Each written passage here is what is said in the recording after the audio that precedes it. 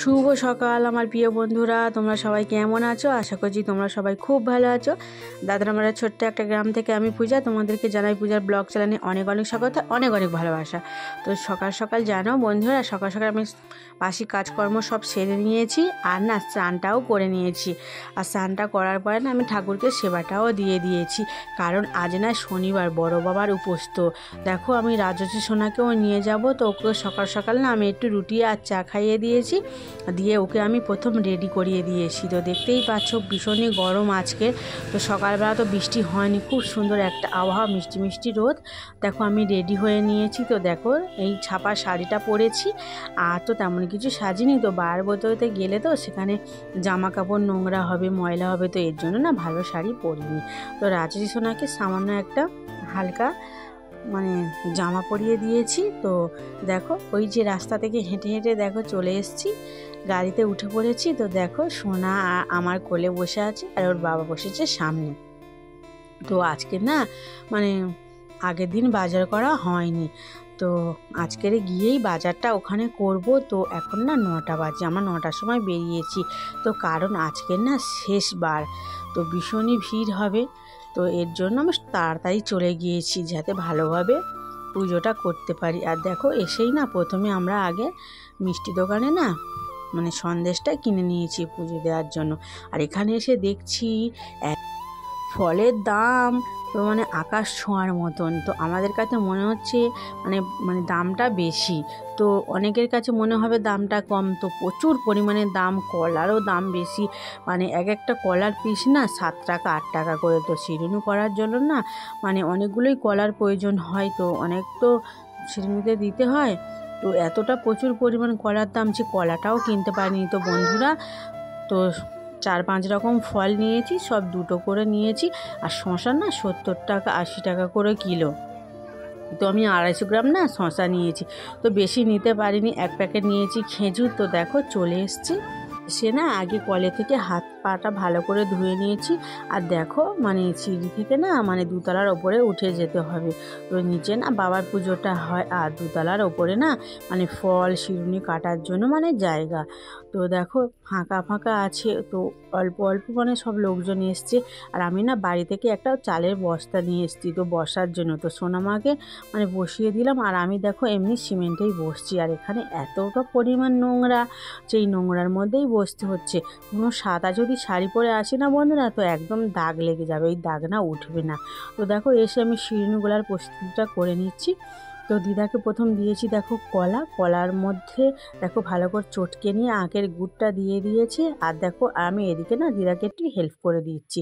তো ওই যে এলাচ দিলাম প্রথমে, তারপর দিলাম মধু আর ঘি দেবো। তো কলাটা না ভালো করে চটকে নিতে হয় তো শিরুনি করার জন্য। আর দেখো আমি বাড়ি থেকে না এই আটাটা নিয়ে এসেছিলাম, তো 1 কিলো 250 গ্রাম আটা নিয়ে এসেছি। তো এই শিরুনিটা বানিয়ে না দিদা ওনার টিফিন বক্সে আলাদা করে ঢেলে নেবে, আর আমি আলাদা করে নিয়ে পুজোটা দেবো। আর দিদা বাড়ি থেকে এনেছিল এই টিফিন কারি করে গঙ্গা জল, তো গঙ্গা জলটা দিয়ে দিল। আর এখানে দেখো আমি 500 গ্রাম দুধ নিয়েছি, তো এই দুধটা না 32 টাকা দাম নিয়েছে 500 গ্রাম। তো দেখো দুধটা সবই দিয়ে দেবো, আর সামান্য অল্প পরিমাণ রেখে দেব তো বাবার মাথায় দেওয়ার জন্য। তো রেখে দিয়েছি, আর ওর সঙ্গে না একটু গঙ্গা জল মিশিয়ে নেব। আর দেখো ফলের মধ্যে আমি নিয়েছি, বেশি তো ফল কিনতে পারিনি, তো আমার সামর্থ্য অনুযায়ী আমি কিনে নিয়েছি। তো বন্ধুরা, আর বাড়ি থেকে না আমি 3 বোতল জল এনেছিলাম। তো এখানকারের জল না একদমই খেতে ভালো লাগে না, তো জলটা যেন খেতে আমাদের তো ভালো লাগে না, কোথায় কি জল।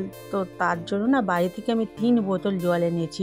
তো আনতে ভীষণই কষ্ট হয়েছিল, আমার না 4-5টা ব্যাগ নিয়ে এসেছি। তো দেখো এখানে আমার দিদা শিরুনিটা গুলছে, আর আমি এখানে দেখো ফলগুলো কেটে নিচ্ছি। আর দেখো শসা না 250 গ্রাম 2টো হয়েছিল। আর দেখো এটা একটা বাবা মহাদেব আর পার্বতীকে কোলে করে নিয়ে আছে। যখন পার্বতী দেহত্যাগ করেছিল, তখন বাবা যে রেগে গিয়েছিল, তো সেই রূপটা দেখো এখানে আছে দেয়া। ভালো লাগে দেখতে, আর ভীষণ না ভয় লাগে। যখন আমি ছোট ছিলাম মায়ের সাথে যখন এখানে আসতাম না, আমার দেখে না ভীষণই ভয় লাগতো যে এটা কি। তখন তো অনেক ছোট ছিলাম, তো বুঝতাম না, জানো তো বন্ধুরা। তো এই মন্দিরটা না অনেক দিনের পুরানো। আমি যখন ছোট না 4-5 বছর বয়স থেকে দেখে আসছি এই মন্দিরটা। তো দেখো এখানে আমার দেখো পুজোর সব ফলও কেটে নিয়েছি, শিরুনিও গুলে নিয়েছি। আর আজকে না সন্দেশের মধ্যে কিনেছি না 100 করে 200 গ্রাম গুজিয়া কিনেছি। দেখো এখানে না আমি বড় বাবার মানে পুষ্পাঞ্জলিটা দিয়ে দিয়েছি। আর দেওয়ার পরে না এই যে বাবার মাথায় জলটা দিতে হয়, তো এটা দেখো আমার সোনামাকে দেখো একটা মালা কিনে দিয়েছি। আর দুধ গঙ্গা জল দেখো মাকে বলেছি না সোনামাকে তুমি আজকে বাবার মাথায় দাও, তো সোনামাকে না আজকে নিয়ে এসেছি। তো এর আগে 4টে যে বার করেছিলাম, তো সোনামাকে নিয়ে আসা হয়নি, বাড়িতে রেখে দিয়ে এসেছিলাম আমার ছোটো বোনের কাছে। তো আজকের লাস্ট বার, শ্রাবণ মাস শেষ হয়ে যাবে, তো কালকের ভাদ্র মাস পড়ে যাবে। তো এর জন্য না শেষবারে আমি সোনামাকে নিয়ে এসেছি। আর বাবাকে ভালো করে মানসিক করলাম যে আমার সোনামা যাতে ভালো থাকে, সুস্থ থাকে, ও ভালো থাকলে তারপর আমরাও ভালো থাকবো। দেখো বাবার কাছে এই টোকাই আমি কামনা করেছি। আর এখানে দেখো মায়ের কাছে আমি সন্দেশটা দেখো দিয়ে দিচ্ছি। আর মার এখানে না এখনও বামন ঠাকুর পুজোতে বসেনি, জানো তো। তো এই মার পুজোটা আজকে সন্ধ্যাবেলা হবে। তো দেখো ওই যে ওনার সেবারা থাকে না, ওনারা মার পায়ে মানে প্রসাদটা ছুঁয়ে দিয়েছে। তো যাই হোক, আমি তো আর অতক্ষণ পর্যন্ত থাকতে পারবো না। দেখো পুজোটা আমার দেয়া হয়ে যাওয়ার পরে না প্রসাদ খাওয়ার পালা। তো দেখো আমরা আবার 2তলার মধ্যে উঠে পড়েছি। তো উঠে দেখো আমি বাড়ি থেকে আলাদা না প্রসাদ খাওয়ার মানে বাটি, চামচ, প্লেট নিয়ে এসেছিলাম। তো এইগুলোর মধ্যে দেখো আমি প্রসাদটা দিয়ে দিচ্ছি। তো সোনামাকে আগেই দিয়ে দিয়েছি, সোনামা ভীষণ না বায়না করছিল খাওয়ার জন্য। তো দেখো খাওয়া দাওয়া কমপ্লিট করেছি, করার পরে যে বাসনগুলো মানে পড়েছিল সেগুলো না নিচে কল থেকে আমি ধুয়ে নিয়ে এসেছি। তো দেখো নিয়ে আসার পরে দেখো চলে এলাম এবার বাবাকে প্রণাম করতে।